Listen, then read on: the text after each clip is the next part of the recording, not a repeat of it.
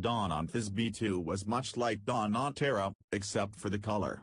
The giant star Pyramus lifted its magenta disk above the little planet's foreshortened horizon and, in that brief moment, sent orange corona flares shimmering out from its slim.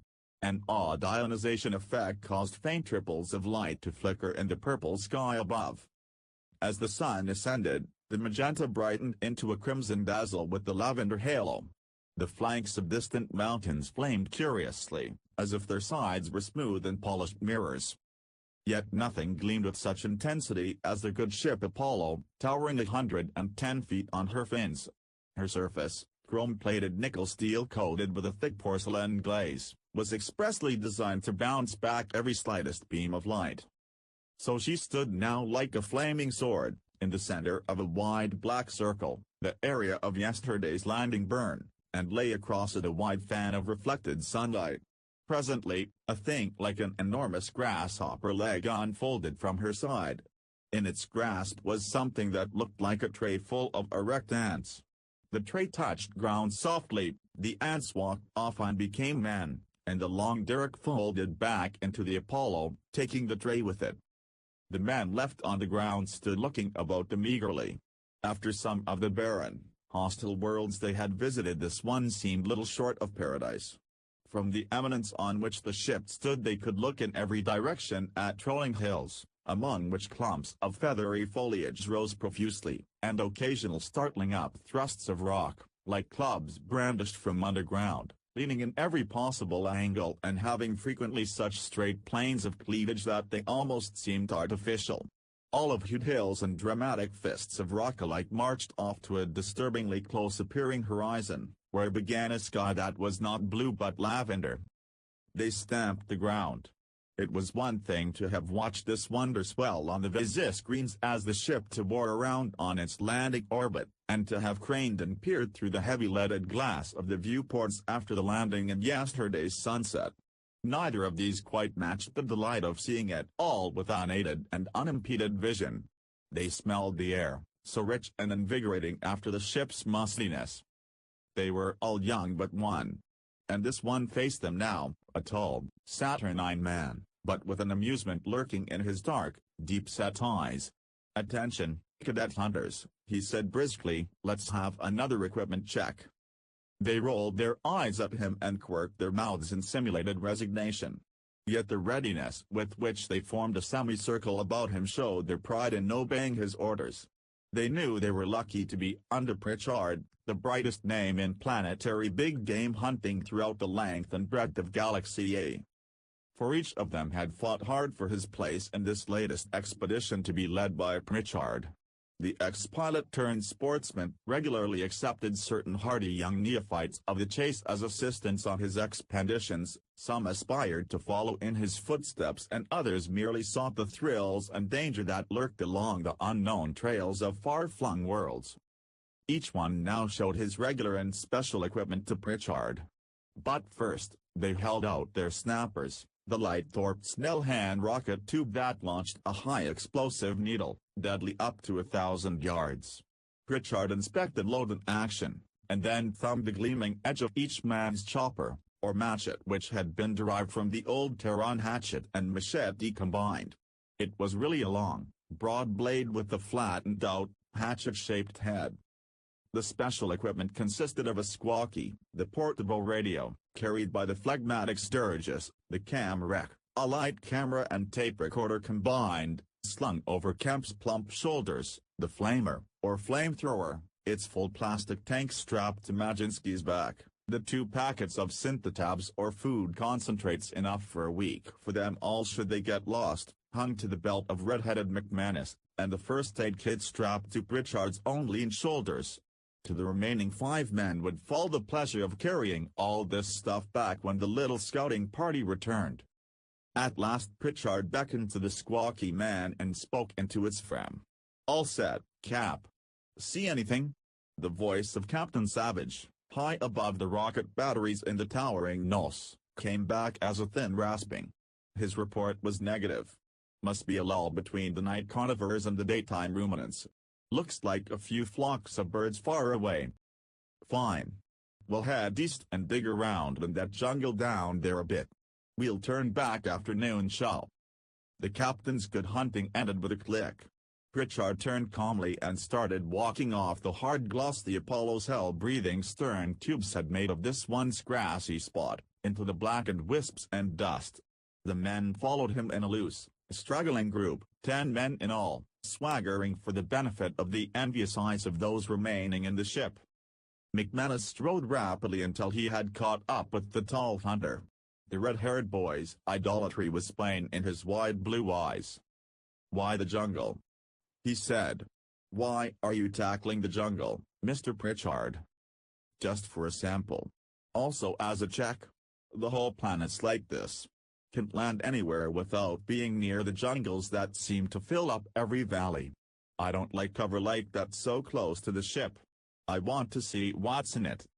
"Think we'll knock over anything?" "Not trying for it," said Pritchard shortly. He punched the younger man on the biceps. "And unkinked that trigger finger of yours, hero boy." McManus grinned shamefacedly. Change your tapes, will you? I only need one mistake to learn." Pritchard snorted. "On that Deneb asteroid, you promised. You seem to understand. Then you thought you'd like one of those big clamshells for a souvenir. Remember what came out of those shells after you fired?" The boy moved his shoulders. "Remember. I dream about them regularly every 10th night." "I'm also thinking about the man named Munson." Pritchard's tone had become soft and musing. "That name mean anything to you?" McManus shrugged. "There must be a million Munsons. None of 'em ever meant anything to me." "Every hunter remembers Munson," said Pritchard flatly. "And everybody on Terrarum." Something squeaked under his foot. Pritchard flung himself sideways into the blackened stubble, rolled, and came up in a crouch, snapper at ready, while McManus stood blinking at him. Pritchard came back slowly, narrowed gaze riveted on the spot where he had stepped. McManus backed away, raising his own snapper. The rest of the men came running up. Pritchard knelt and pricked up something. It was stiff and charred and smelt acridly, but the men clustering around could see it had 6 legs. There was a click and a whir as Kemp started the cam wreck. Then McManus said, "I'll be damned," and pricked up something else. It squealed and squirmed in his hand, and it also had 6 legs. "What is it?" queried Majinsky over his shoulder. "Rabbit?" "Or squirrel?" put in Green, a rangy blond boy. "Some kind of rodent, anyway," said Pritchard. He ran a finger the wrong way through baby fur and the little sharp muzzle flicked around to snap at him. He stood up. "The mother shielded it from our stern jet wash. She died that Junior might live." He wiped his hands on his quartern breeches. "Bring it along, Tom. We'll drop it in the tall grass." By the time they reached the tall grass beyond the perimeter of the burn, Tom McManus had become attached to the little fur ball, with its whiskery nose and knob-like feet, and found that it snuggled nicely in his breast pocket. Pritchard smiled indulgently and they all waded into the waist-high grass. They went slowly, partly out of caution and partly because the long, thick-growing blades clogged and bunched around their legs. Little things went hopping and chittering out of their way, and the sun began to lay its heat on them. Birds, as yet unseen, called and cried and whistled in the dense growth ahead. They went down a long slope, and then bushes began to shoulder up above the grass tips and trees sprang up, some arching their feathery fern-like trunks until they began to lace together overhead and others dangling enormous round leaves from long drooping stems. The transition to jungle was gradual, with more and more sunlight filtered out of the growing shade, and vines and creepers becoming abundant about the ankles. The choppers appeared and began swinging and slashing, and all were grateful for the shade and its attendant coolness. Something crashed heavily away, hidden by the dark brown-green wall before them. It began to be real jungle. Pritchard stopped before a sturdy hedge. He had chopped into it and found a long tough root from which the heavy chopper only seemed to bounce back. "Hell," he grunted as McManus came up. "Joe," he called, "let's have the flamer here." "Ah, what's the matter with you?" grinned McManus. He took his own chopper between both hands and raised it high over his head. "You must be getting old." And he brought the heavy blade down with all his force. Pritchard had stepped back, amusement twisting his lips. Majinsky was shouldering forward with the flamer's nozzle ready. The chopper's edge chunked into the root. And it came alive. The whole length of it flailed up into the air, flinging the whirling chopper off into the gloom. The next instant the air was full of writhing ropey lengths that whipped down on the men, lashing thick branches off as they came. "Look out!" yelled Pritchard needlessly, as the men cowered and ducked, arms flung over their heads. Then something whipped about him hard, stinging and driving the breath from him. He felt himself swung up, his arms pinioned. He caught a glimpse of other bodies rising with him, heard hoarse screaming and yelling. Branches lashed by him, and suddenly he was looking down on the jungle from high in the air, looking down on a sea of foliage, big, dish-shaped leaves lying atop the spreading ferns. Then he was curving down again, dizzyingly. He saw it. A great mop, like the throat of an orchid, with a fringe of giant tentacles. It seemed to be rushing up at him. Fighting to free his arms, he realized they were not held below the elbows. By crossing over with his left hand, he could draw his snapper and shift its butt into his right. But he was descending into that obscenely working orifice, choking on its acrid stench, before he could manage it. The little needles went tsew, down into the quivering pulp. They could be death for him at this range.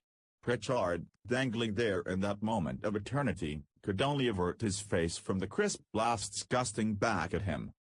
Abruptly he was flying through the air, his arms free. The snapper arced off in one direction and Pritchard went into his own gyrating, twisting, writhing parabola. A front slapped him. A branch snapped under his hip. He was falling into foliage. A thick stem slithered along his hand and he grabbed at it, to hang on through an insane pendulum swing that carried him whisperingly close to the ground. They found him crumpled at the foot of the tree against which he had been dashed. Yet, within 5 minutes, he was reporting back to the ship that the party was intact. The giant Hydra-type plant, in its death throe, had flung only him.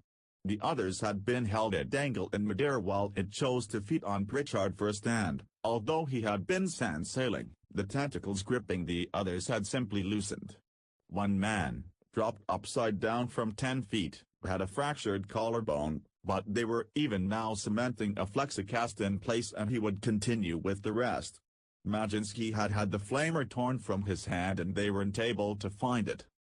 In 15 minutes they were hacking steadily ahead again, more slowly now that they had no flamer, and having to stop to trace every creeper to its root before they chopped through it.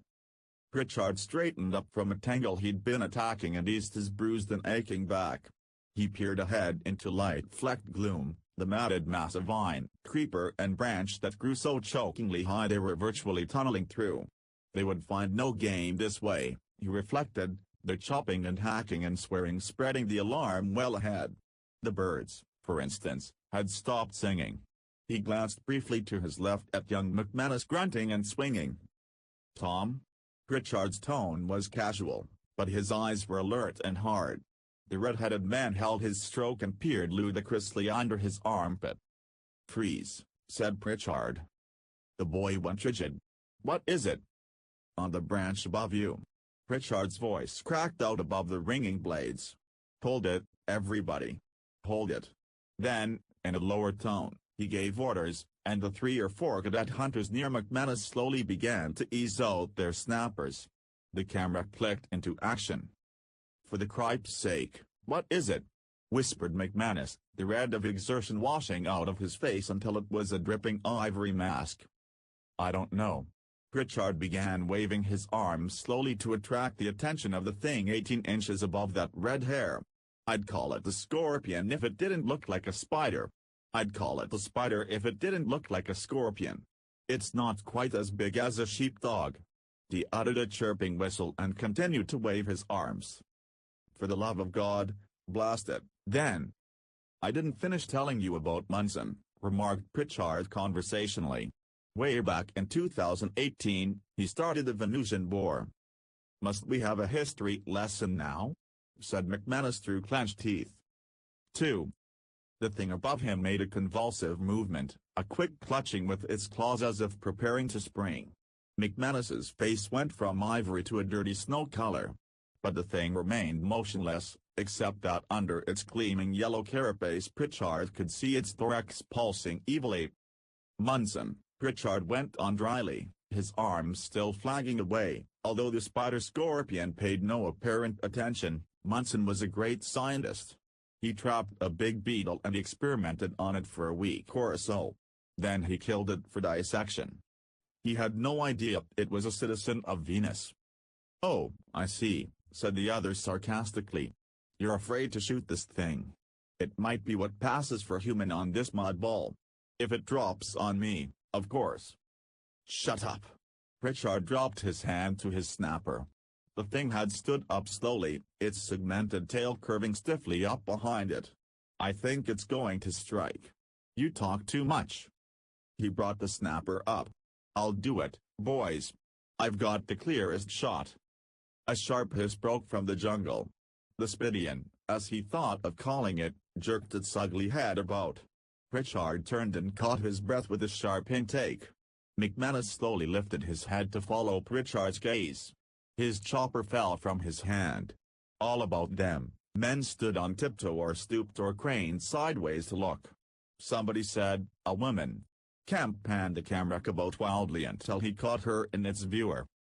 She stood, straight and slim, on an gnarled stub protruding from a thick tree trunk, some 10 feet from the ground and about 20 feet from Pritchard, who was nearest her.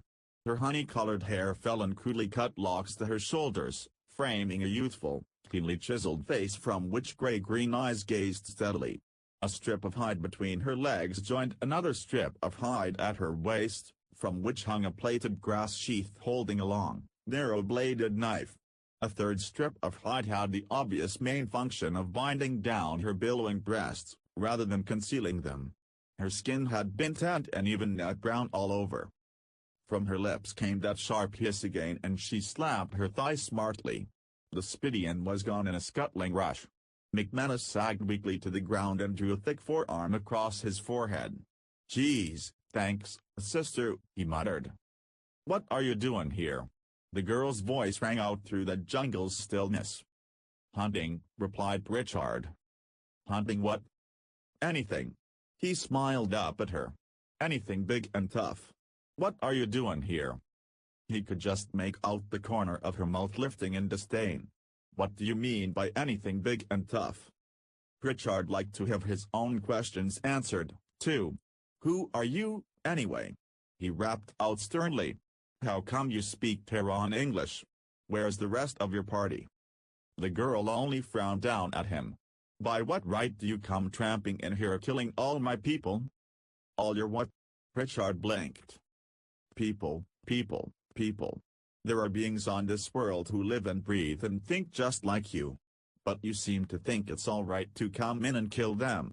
For sport." Gazing up into those blazing emerald eyes and that delicious figure, Pritchard felt an unaccustomed tingling through his nerves. Any woman, however crippled, deformed or aged, could provoke some excitement after the prison of deep space. But this beauty. He glanced sideways at McManus who had moved up alongside him. The redhead had a feral grin on his freckled mug. "Relax," muttered Pritchard from the corner of his mouth. "This one's for me." He said to the girl, "We haven't killed anything, certainly not any people." The vision of that carbonized carcass back on the burn flickered across his mind. "What do you think we are, murderers? You're the first person we've seen." She cut him off with an impatient gesture. "You're a pack of killers, all of you. I wouldn't expect you to understand." "Hey, Mr. Pritchard," called Del Sturgis, "I'll bet she's from that Halavan group. Ask her." Pritchard cocked his head. "That's right. You are, aren't you? The Haviland survey sent out by the Astrodetic Board. Unreported for 4 years. What happened? Where's your base?" The girl nodded briefly. "And you're Pritchard, the notorious big game hunter. I've heard about you. Nothing good, of course, but I've heard." Pritchard smiled his sweetest smile. That's right. I'm well known for my slaughter of helpless animals. But, come on, now, he coaxed, how about a report on your party? The board will appreciate any little message you care to send it. The girl gripped a vine as if to steady herself. Wiped out, she said tearfully. Oh. He nodded, lips pursed. Then, as if it were an afterthought, he said, how? What does it matter? The face above was momentarily tense, withdrawn. With plenty of synthotabs, and the hydroponics laid out and producing, somebody still had to go out and kill. For fresh meat. Her voice trailed off. Aunt? Pritchard prompted. Oh, she sighed wearily, they came. They were the ones who got the fresh meat. She shuddered. Who's they? Please, she said, I'd rather not discuss it anymore. But I think you'd better leave. Certainly, you'd better not kill anything if you know what's good for you. Besides, you've done enough damage already. Pritchard cleared his throat. The men behind him were whispering and snickering. Speaking of leaving, he said, how about you? If the survey was wrecked. I'm not interested in living, she said curtly. I've got work to do here. What work? I'm working with the people here. Oh, there are natives? Certainly. This world is full of people. He scowled his impatience. What's their cultural stage? She favored him with a one-sided grin. Some are foraging. A few are gregarious. You met one just now. Fortunately, I got here in time to save her life. McManus's jaw dropped. Save her life? You don't mean that crawly brute that tried to kill me just now? If she threatened you, said the girl with careful enunciation such as she might use to a child, it was because you had disturbed her peace. And she, was what you'd call a person? Demanded Pritchard. Do you mean that you consider absolutely all the living, moving things here, people? The girl nodded firmly. Pritchard gazed at her, pawing his chin. Tell me, he murmured, do they kill one another for fresh meat? She sighed. They still do, but I'm trying to cure them of that. That's the work I'm doing. They only kill, after all, for food. I'm trying to cure them of the killing habit by getting them to switch to synthotabs. The rest of her words were drowned in a tidal wave of laughter. The men exploded, beat each other, howled, and fell on the ground. She stared down at them, and her eyes began to smolder anew. Pritchard fought his own face straight and wheeled on them. Cut that out! He yelled. As you were. They gurgled back at him, pleading their helplessness, hugging their sides. McManus gripped his cheeks and tried to squeeze his mouth straight, but strangled gusts still shook him. The spectacle weakened Pritchard's own control and he turned quickly back to the girl. The sight of her beauty, now in a passionate rage, cut sharply across his mirth. He noticed with interest that the thin strip of hide across those heaving breasts was undergoing maximum strain. Please allow me to apologize for my men, he said gravely. I'm sure they don't mean to be insulting. What is your name, by the way, so I can at least report it to the board? Her chin was up. Cornelia Boyce, she said haughtily. And how did you manage to survive the attack on the survey camp? I was away. She was calming a little. They came at sunrise but I wasn't there. I was out, learning to ride one of the people. Pritchard looked down quickly and coughed. Fresh gurgles sounded behind him. The camera word on. But you are all right here. You can take care of yourself. I'm in no danger, she said icily. In 4 years I have won most of the people over to my side. They protect me. In turn, and in my own way, I protect them. I've learned how to make synthotabs and I also feed them from the Ponyx gardens. And now I'll do my best to protect them from you. I'm sure I can't appeal to your decency but I can appeal to your reason, and perhaps convince you that this is a poor world to hunt in. Now, listen, Miss Boyce, Pritchard cut impatiently, we're not here on a mission of slaughter. I gather, and please correct me if I'm wrong, that you're one of that group back on Terra that opposes big game hunting. You are completely correct about that, she interposed. And are pushing through legislation to make it illegal under the Space Code. But we already adhere to the Space Code. We are most zealous, I assure you, to avoid bagging anything parahuman, anything that exhibits anything like human intelligence. That's precisely why you should abandon your hunting here. My good man, just what do you consider intelligence?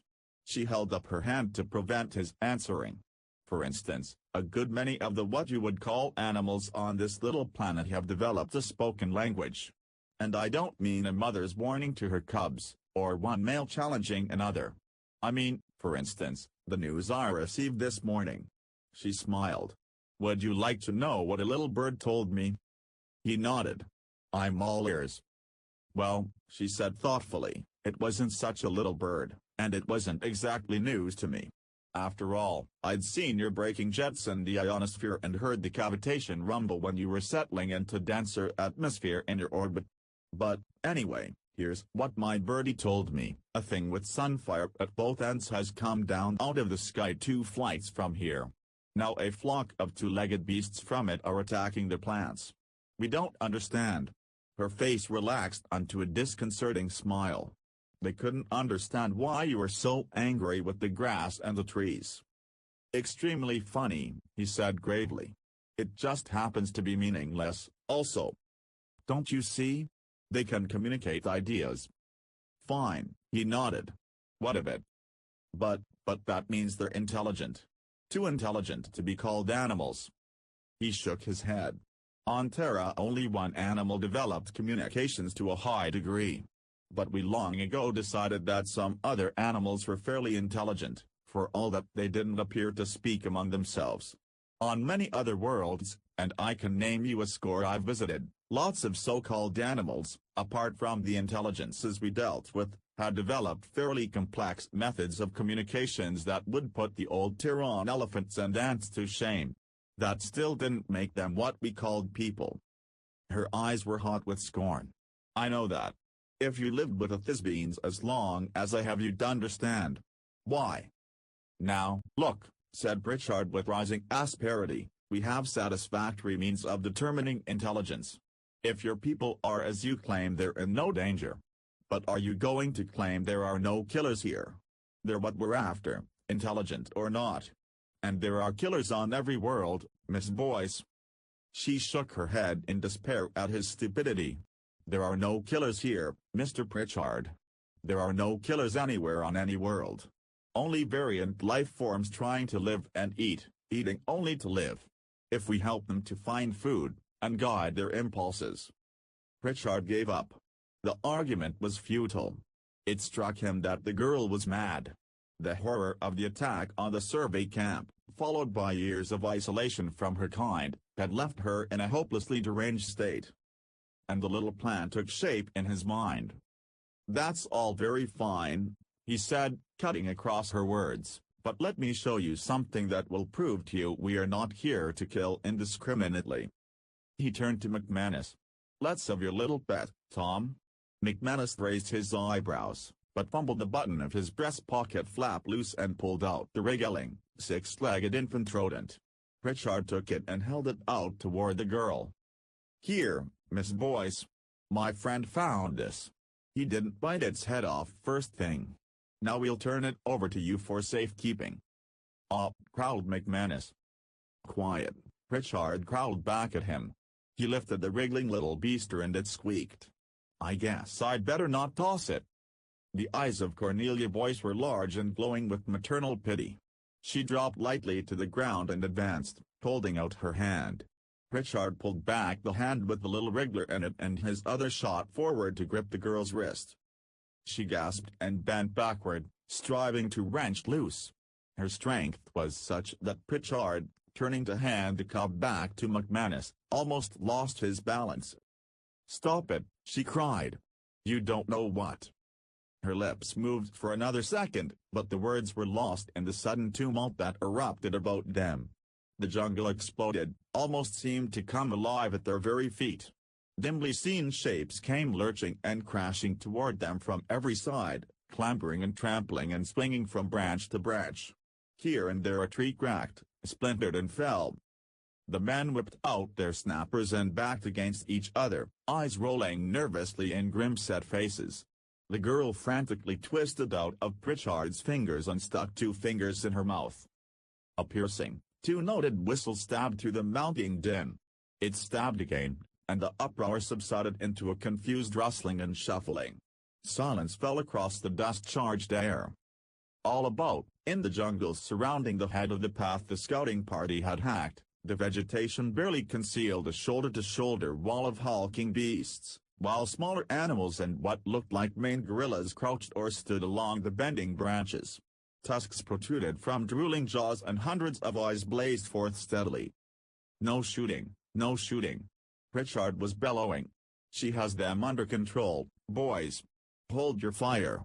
Then he took a deep breath and turned toward Cornelia Boyce. She had backed off to a safe distance from him, her eyes twin pools of green contempt. "My people." She bowed ironically. "At your service." Pritchard grinned tautly. "You win. Of course, my intentions were only of the best. I thought you ought to come back to Terra for a little observation and examination, but," he waved lightly, "let's skip it." "You were lucky that I was able to stop them," she said. "Next time I might not be able to in time. Now if you're wise you'll just take your little ship and go home." "Why, certainly, certainly." He bowed. "In the meantime it was a pleasure to have met you, Miss Boyce." "I'm sure," she replied coldly. She lifted her head, and from her lips suddenly poured an astonishing babble, a mixture of coughing, grunting and chirping. There began to be movement in the brush, and some of the things there began lurching and crashing off. "Where are they going?" Pritchard strove for a casual tone. "I'm deploying them along your trail," she said with equal calm. "They will escort you out of this jungle and report to me when you re-enter the ship." "And you were really talking to them?" She shrugged, as if at a childish question. "Of course." He studied her, and his long features slid into a crooked, embarrassed smile. "Miss Boyce, I owe you an apology. Maybe you've got something here after all." She raised weary eyebrows. "If you're quite through looking at my body, you can go now." He laughed shortly. "I wasn't, especially. Although it's very. Goodbye." He bowed again and turned. "All right, boys. You heard what the lady said. Let's pull out of here. And let's keep our little hands away from our snappers, eh? The lady's friends appear to be quite numerous and a little touchy." 3. With a few dry, nervous chuckles, the cadet hunters hefted their equipment and started back up the trail. Just as the girl had predicted, shapes rustled in the foliage close by their sides, accompanied by an occasional growl or whine or snort that was somewhat unnerving. Pritchard could occasionally discern the shaggy shoulders of the gorilla type, and some other lithe and slinking or lumbering shapes, with here and there a hump of slate-gray hide or a ridged, scaly back. The return along the hacked-out trail was easier and quicker than their coming, and soon they saw the tip of the Apollo's bow in the sky beyond the shoulder of the hill. As they toiled back up the slope through the clogging grass, they became aware that the animals were not following them further, but backward glances could still make out some vague shapes in the foliage. Pritchard became aware, also, of McManus's silence. The redhead, usually garrulous, had been silent from the start of their retreat, his square jaw clamped hard shut. The chief hunter slapped the young man's broad back. "Relax, Tom. Men have backed down from women before. It's not considered bad form at all. Now and then they outmaneuver us, and that's all there is to it." A couple of the others chuckled, but McManus continued his stolid slogging up the hill without a sign. Pritchard shrugged. They all trudged across the burn, and the great grasshopper leg let down the platform for them. Waiting for it to settle, Pritchard braced with one hand at the base of a towering fin and began slapping dust from his breeches. He heard Sturgis say, "Hey, watch that. And it's you of a snapper." He jerked erect in time to see McManus lower his weapon, and hear a distant explosion. Down over the hill, in the tall grass, what appeared to be a huge boar or pygmy rhino was writhing and kicking. Somberly, Pritchard watched its 6 twitching legs quiet down and stiffen. "That was a good shot, Tom," he said. McManus came toward him, grinning with relief. "I'd had about all I could take," he started to say, and then Pritchard's fist slammed into his jaw. His feet left the ground and he fell heavily onto the hard ground under the tubes. Pritchard was picking him up again when he heard Sturgis's voice again. "You'd better make it snappy, Chief. I think they're working up to something." Shapes were moving up through the distant grass. Wings were flapping or tilted and soaring across the jungle not far beyond. There came to the ship a dim, vast babble of cries, grunts, squeals, howls and barks. They carried the inert McManus over to the platform in a hurry. But Pritchard let his finger rest on the buzzer button while he looked over the array of animals now gathering in plain sight, fanning out around the perimeter of the scorched ground. There were the slate-gray ones, like that which McManus had downed, 6-legged, super-snouted, long-tusked. There were hulking, scaly-hided ones, resembling ant-eating bears, also 6-legged. In fact, the 6-legged skeleton seemed to prevail among the fauna of Thisbe too. The canine-like ones running this way and that were 6-legged, and so were certain slinking, feline types. On the other hand, the maned gorillas had but 4 appendages, and so had the ungainly-looking, leaping ones, that looked like hairless kangaroos except for their wicked, underslung jaws. Quite suddenly, this horde was charging across the burn, converging on the shining cylinder towering above them, aiming for the platform still resting on the ground. "What's he waiting for?" Pritchard heard the whisper above the rising thunder about them, knew he was meant to hear it. He jabbed home the button and the rising floor pressed their feet. He stepped over to the squawky and spoke into its frame. "Chief on, Savage. Hold your fire. We're clear." Turning to the men on the now rapidly rising platform, he said, "No shooting." Soberly, they all gazed down at the horde sweeping up below, swirling about, bumping into the fence and one another. Their silence, other than the noise of their thousands of feet and hooves, was oppressive and menacing. A few of the leaping ones soared up at the platform, wriggling in midair and pawing, but it had gone too high and they fell back. Then Pritchard glanced up. His hand started for his snapper. Toward them through the air came a cloud of flying things, great leathery winged birds, smaller, faster, feathered ones, rising on a line of flight that would carry them above the platform to a point of interception, claws distended, beaks open and eager. Thin and remote, a two-tone whistle sounded. Sounded again. The converging flocks wheeled, fluttered and fell away, gliding off toward the jungle.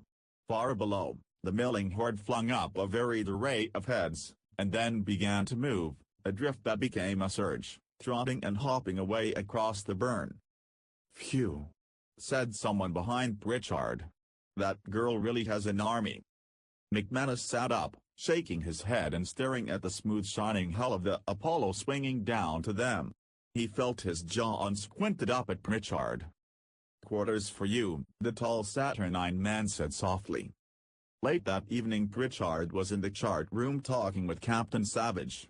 The Apollo's ventilation system had been in operation for over 30 hours now when the blowers had sucked out the last vestige of mechanically purified air, with its stain of ozone, metal and oil. It was pleasant to rock gently in the gimbal chairs and sniff the lush night air of Thisbe too. Aloft, in the nos, the watch was idly working out a game of crew, that old Martian solitaire involving domino-like counters. The auto-scanner hooked to the Magnar was ready to clang at the first blip on the screens.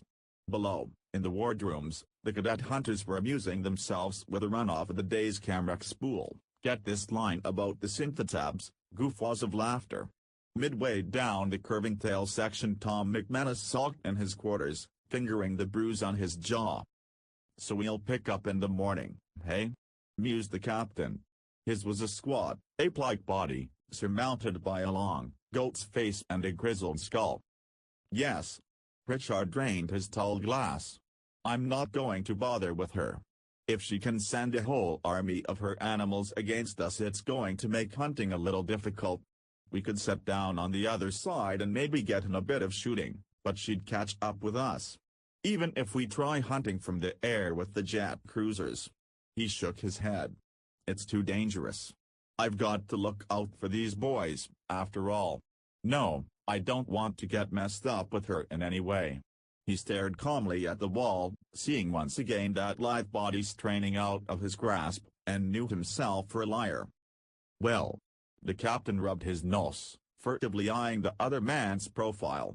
He knew when a man was lying.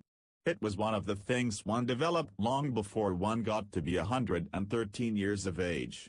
He lowered his wrinkled old eyelids and went on, "She's hung on here for 4 years. Maybe she isn't too crazy at that. Of course, it's kind of too bad to leave a filly like her running around loose.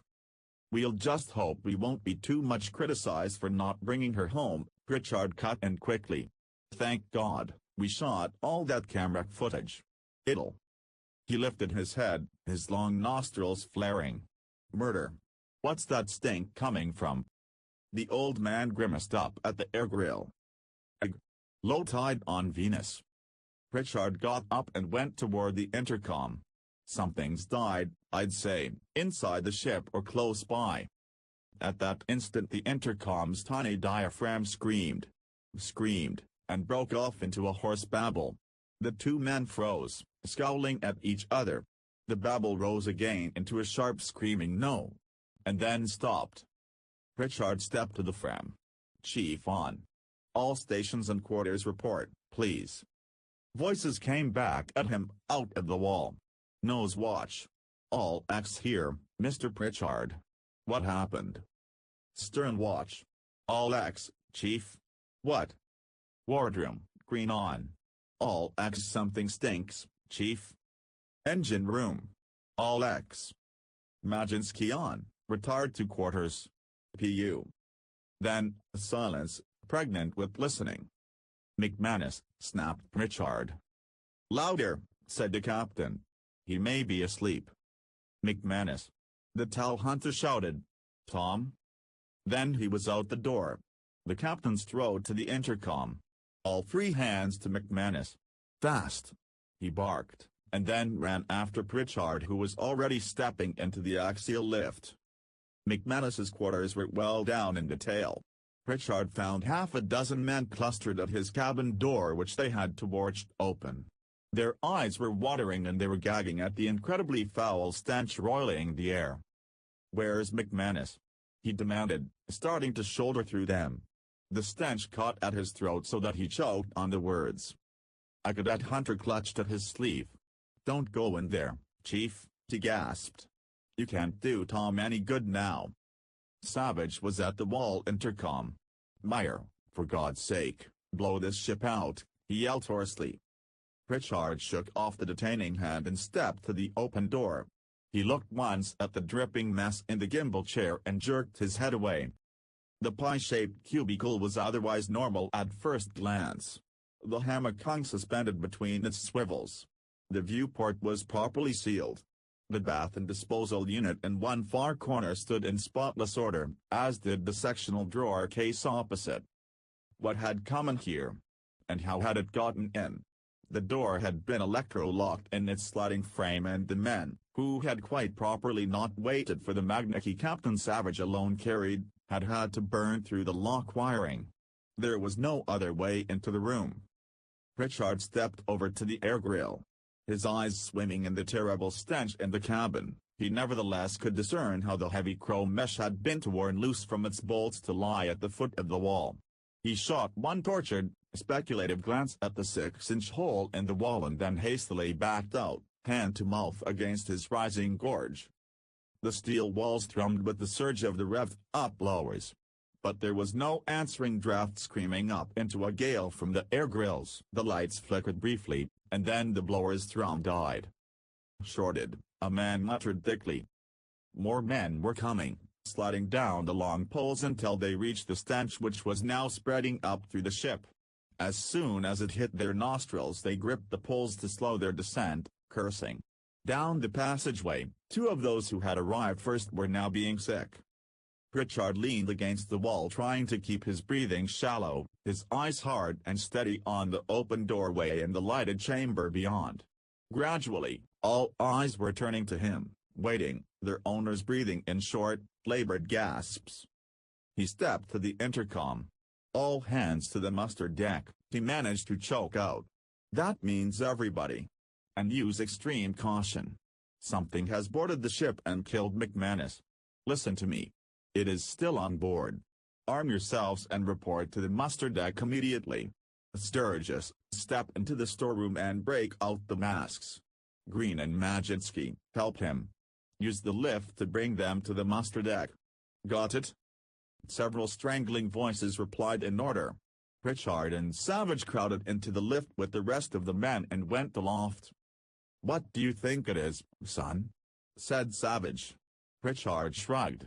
"I don't know. What kind of thing or things could get through the ventilating system?" The old man pursed his lips. "That's right. That's how we smelled it first. And then the blowers kicked off when all that compression backed up to them. You're right, Mr. Pritchard, whatever it is, it's still in the ducts." The lift halted at the muster deck and the door slid open. "So here's what we'll do," said Pritchard as they stepped off. The old man heard him out and then nodded slowly, his rheumy eyes narrowing. They waited while the men arrived, the whole ship's company of 20 cadet hunters, less McManus, now, and 5 crewmen. They all stood around eyeing Pritchard and the captain. The air was heavy with that lurking stench, but it was not too thick here to be unbreathable. As soon as the gas mask detail had shoved the last of the cartons off the lift, Pritchard started for the controls. The muster deck was a heavily insulated circular chamber a bit forward from amidships. The entire ship could be controlled from there. In emergencies it could be detached from the ship and used as a temporary space raft, having all necessary supplies in its padded wall lockers. "First," announced Pritchard, "we're going to button this ship up tight." He reached for the ventilator switch and flicked it on. Little motors all over the inner and outer hulls began wheeling shut the valves that closed the 6-inch holes that were the ventilating system's intake and exhaust ports. In a matter of seconds the Apollo would stop breathing the wine-like night air of Thisbe 2. On the wall above the switch little green lights began to blink off one by one.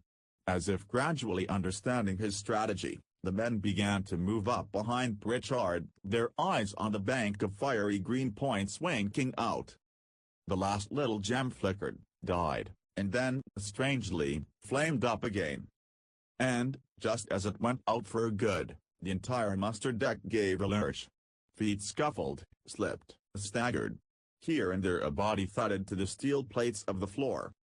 Pritchard's voice rose thundering above the abrupt commotion. "Grab hold. Something's got the ship, something." The muster deck swung in a wild circle, men sliding helplessly, caroming off the walls.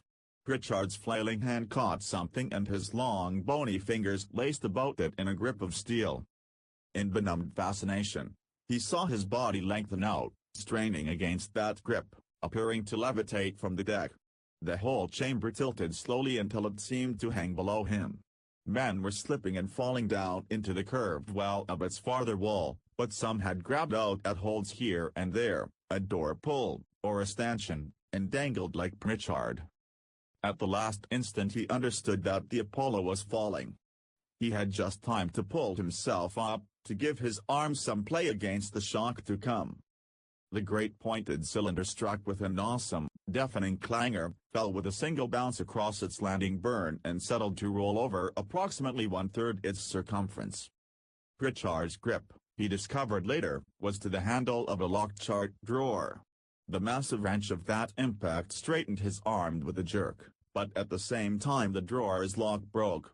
He fell away in a shower of sheet film just as the Apollo rolled, and the curve of smooth steel wall swung out to catch him and break his fall into a plunging glide against a cushion of stunned men's bodies. It was a miracle that nobody was seriously injured.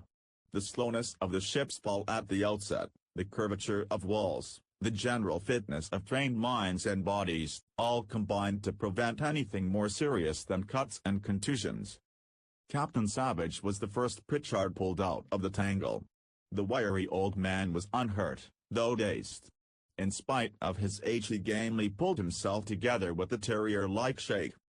"What hit us?" he croaked. "I think whatever was in the ship did it," said Pritchard. "But then, that must mean it's outside now. Think we sustained much damage?" The old man scoffed.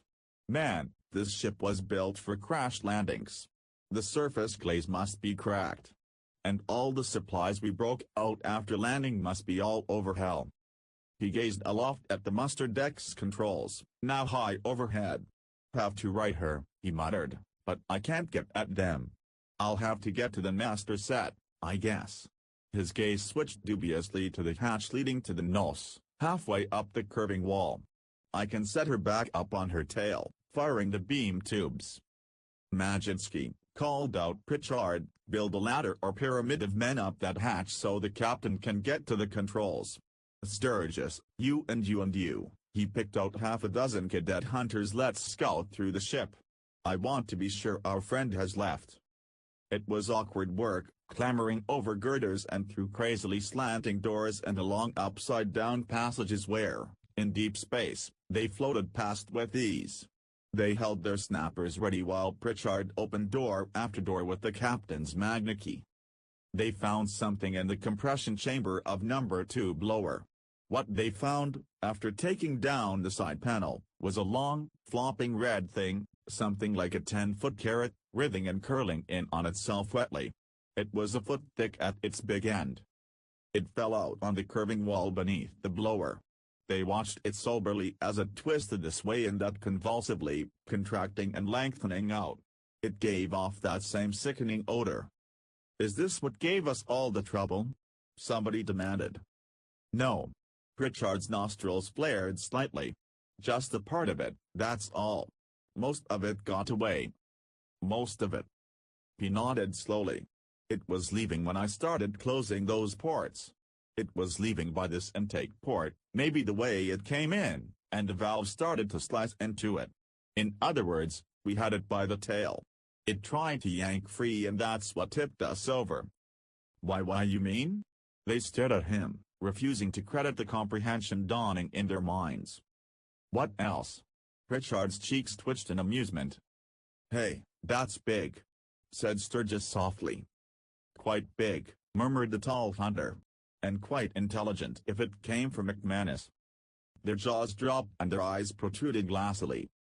"On the other hand," went on Pritchard musingly, "it might not be as smart as the person who sent it,